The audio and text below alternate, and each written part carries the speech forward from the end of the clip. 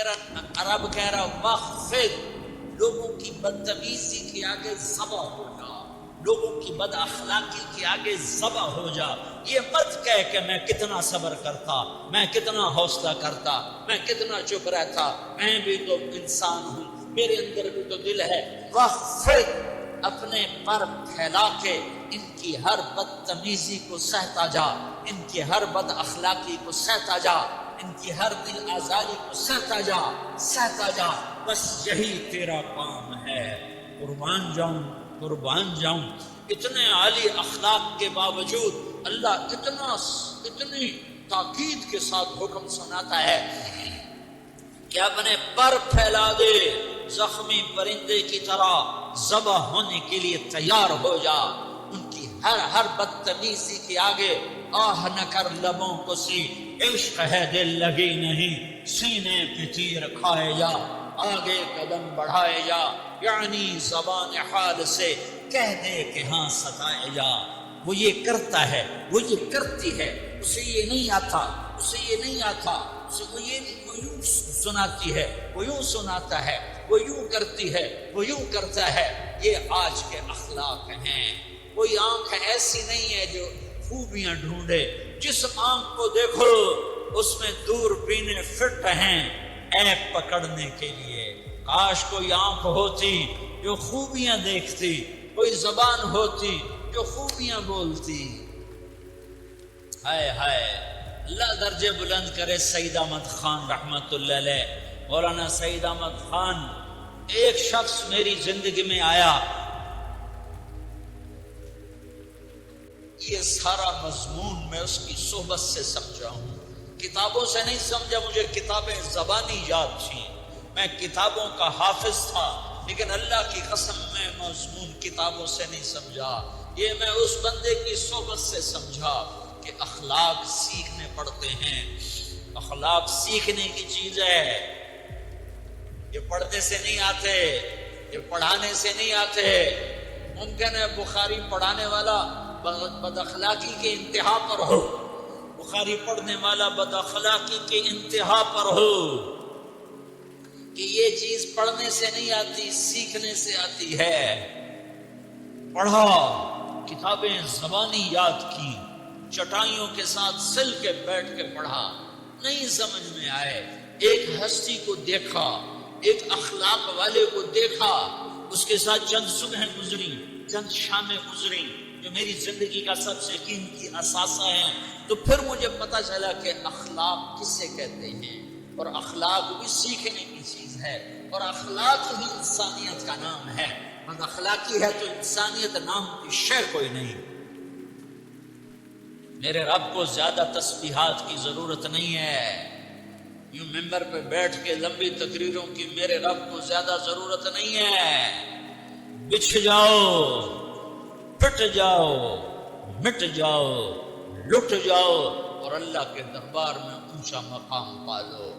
لوگوں کی سہنا سیکھ لو، لوگوں کے زخم سہنا سیکھ لو، لوگوں کے لگائے ہوئے نشتر، لوگوں کے لگائے ہوئے زخم چھوڑ دو رسنے کے لیے، چھوڑ دو گھاؤ بننے کے لیے، چھوڑ دو انہیں گہرا ہونے کے لیے۔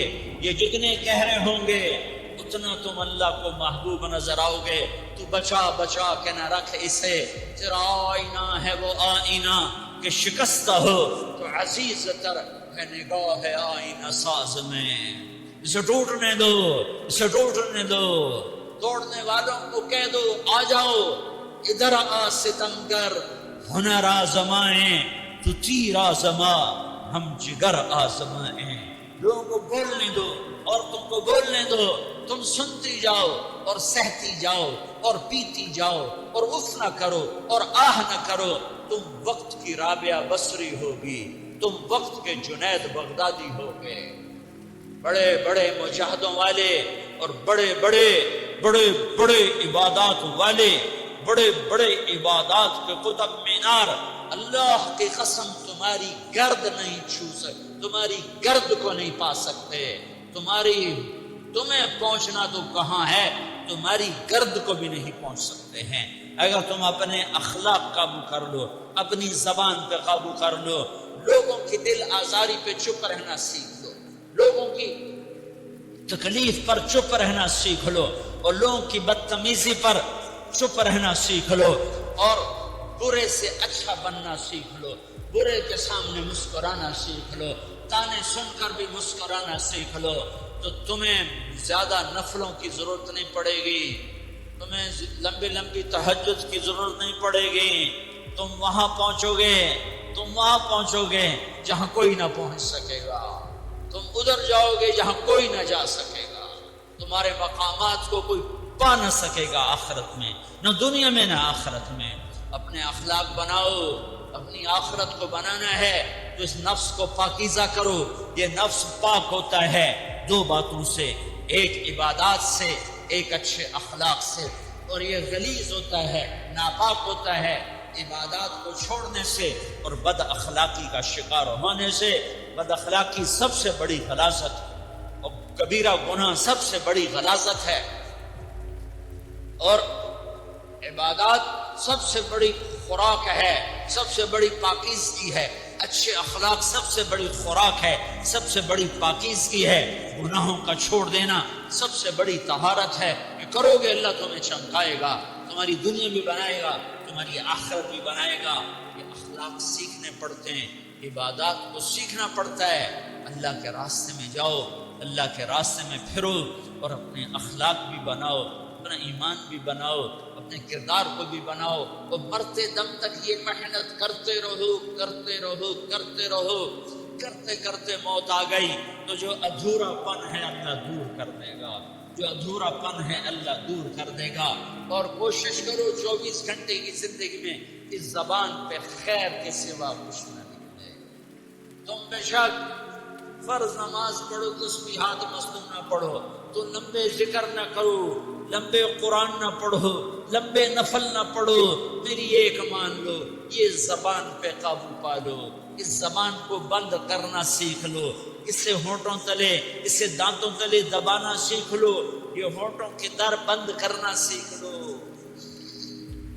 یہ مدرسے کے طلبہ نظر آ رہے ہیں، ان کو شیطان کوئی دعوت دے گا شراب پیو، ان کو کوئی شیطان دعوت دے گا کہ جوا کھیلو، ان کو دعوت دے گا غیبت کرو، ان کو دعوت دے گا فلاں کی برائی کرو، ان کو دعوت دے گا اس کے عیب ڈھونڈو اور اس کو چسکے لے لے کر بیان کرو۔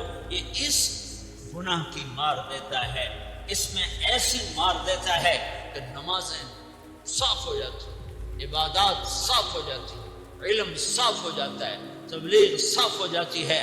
ہمارے استاد مولانا ظاہر شاہ صاحب رحمۃ اللہ علیہ ہمیں فرمایا کرتے تھے، جب وہ کبھی غیبت کی نفرت بٹھاتے تو فرمایا کرتے تھے تم سب سے زیادہ کمائی کرنے والا طبقہ ہو طلبۃ العلم، لیکن ایک بول بول کر ساری کمائی پہ پانی پھیر دیتے۔ تو میرے بھائیوں چاہے دین والے ہو چاہے دنیا والے ہو، مدرسے والے ہو کالج والے ہو، ایک عبادت کو بناؤ، ایک اپنے اخلاق کو بناؤ، تو اللہ تمہارے ساتھ ہے، دنیا بھی تمہاری ہے، آخرت بھی تمہاری ہے۔ اگر اللہ کو ساتھ نہ لیا اور اس نفس کو پاکیزہ نہ کیا تو یہ جہان بھی برباد ہے، اگلا بھی برباد ہے۔ اس سے پاک کرنے کی نیت آج سے نیت کرو کہ اسے انشاءاللہ پاک کرنے کی کوشش کریں گے۔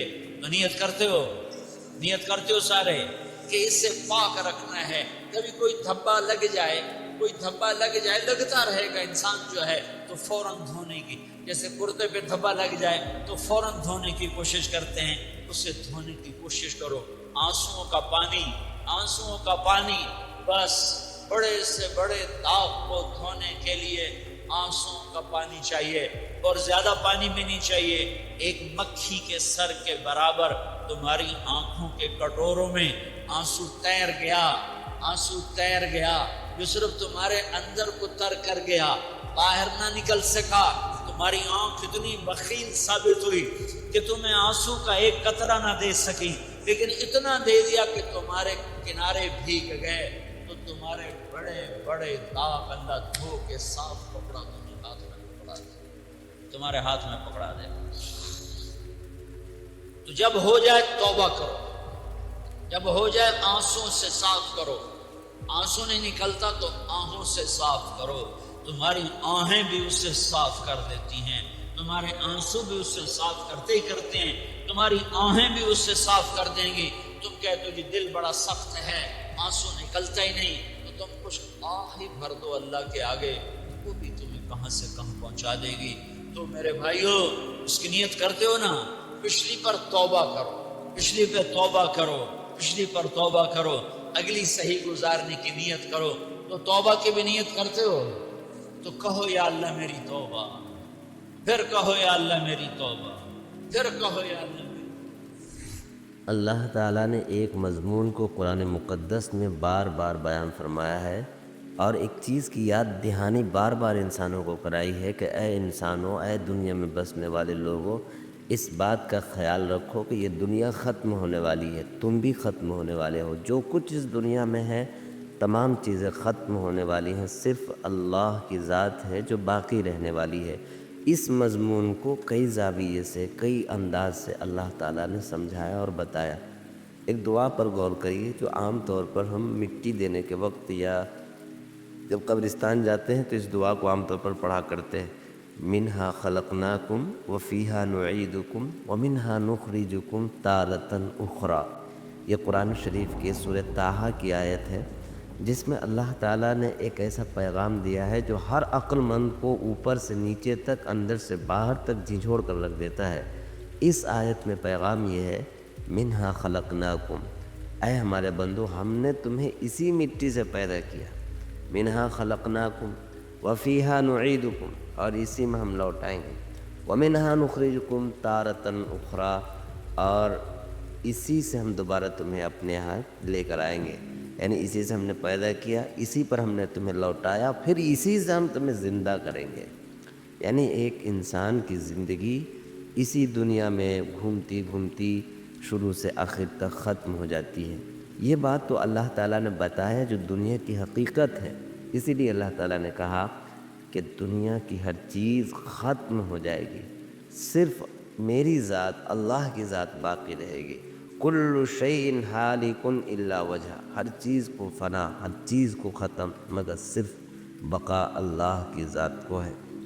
یہ مضمون اللہ تعالیٰ نے اس لیے سمجھایا تاکہ ایمان والے، اللہ کے نیک بندے، دنیا کی بے ثباتی اور دنیا کی بے اوقاتی سے ہٹ کر اللہ کے دائمی دین کی طرف آئیں، اللہ کے دائمی فیصلوں کی طرف آئیں، اللہ کے دائمی احکامات کی طرف آئیں، اور ایسا عمل کرے کہ مٹی کے بنے ہوئے انسان کا مرتبہ اللہ کی نگاہ میں بہت بلند ہو جائے۔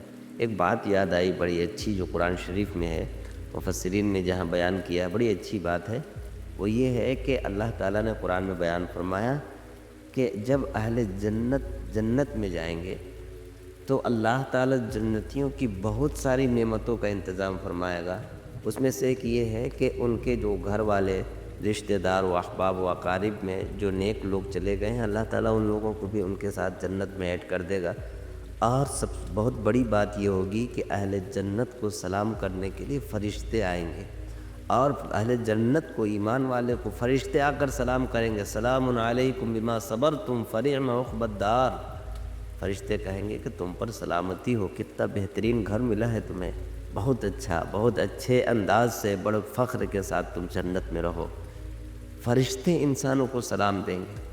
اب یہاں پر مفسرین نے ایک بات لکھی ہے، یہاں غور کرنے کی بات یہ ہے کہ فرشتے نور سے بنے ہوئے ہیں، اور فرشتے افضل ترین مخلوق ہیں، وہ اللہ کی کبھی نافرمانی نہیں کرتے، مگر اندازہ کیجئے مٹی سے بنے ہوئے اس انسان کی افضلیت اور اس کی فضیلت اللہ کی نگاہ میں کتنی عظیم ہو جاتی ہے کہ جب یہ جنت میں چلا جاتا ہے اپنے نیک اعمال کی وجہ سے، تو اللہ تعالیٰ نور سے بنے ہوئے فرشتوں کو کہتے ہیں کہ انسانوں کو جا کر سلام کرو۔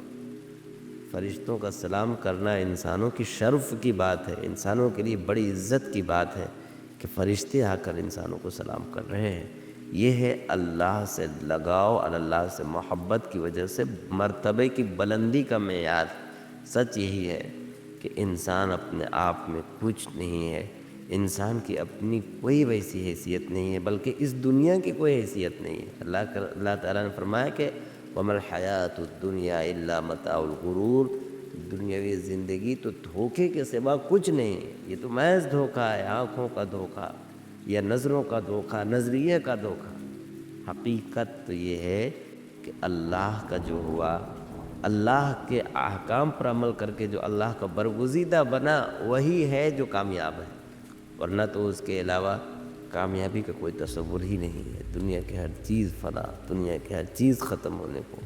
اللہ تعالیٰ سے دعا ہے کہ اللہ تعالیٰ دنیا کی بے ثباتی کو سمجھنے کی توفیق عطا فرمائے، اور اس دنیا سے دل لگانے کے بجائے اللہ تعالیٰ اپنی ذات سے دل لگانے کی توفیق عطا فرمائے، اس ذات سے دل لگانے کی توفیق عطا فرمائے جو ہمیشہ سے ہے، ہمیشہ رہنے والی ذات ہے۔ فنا ہونے والی چیزوں سے اللہ تعالیٰ دل نہ لگائے، اس لیے کہ دنیا محبت کرنے کی جگہ ہی نہیں ہے، یہ عبرت کی جا ہے، تماشا نہیں ہے۔ بار بار آپ نے سنا، یہ دنیا محبت دل لگانے کی جگہ ہی نہیں ہے۔ دنیا تو اللہ تعالیٰ نے ہمارے ایمان والوں کے لیے ایک آزمائش کے لیے ہمیں بھیجا، اور اللہ تعالیٰ نے اپنے احکام پر عمل کرنے کے لیے یہاں ہمیں بنایا۔ مگر بات یہ ہے، اگر اللہ کے احکام کو پورا کیا جائے تو یہ دنیا بھی جنت ہے، دنیا کی بھی قدر ہے۔ مگر اللہ کے احکام کو توڑا اور مروڑا جائے تو پھر انسان کے لیے بڑی تباہی کی بات ہے۔ اللہ عمل کی توفیق عطا فرمائے۔ سبسکرائب کریں ہمارے چینل لائٹ ٹو ہیومینٹی کو، کلک کریں بیل آئیکن پہ، جس سے ہر ایک نوٹیفیکیشن آپ کو ملتی رہے۔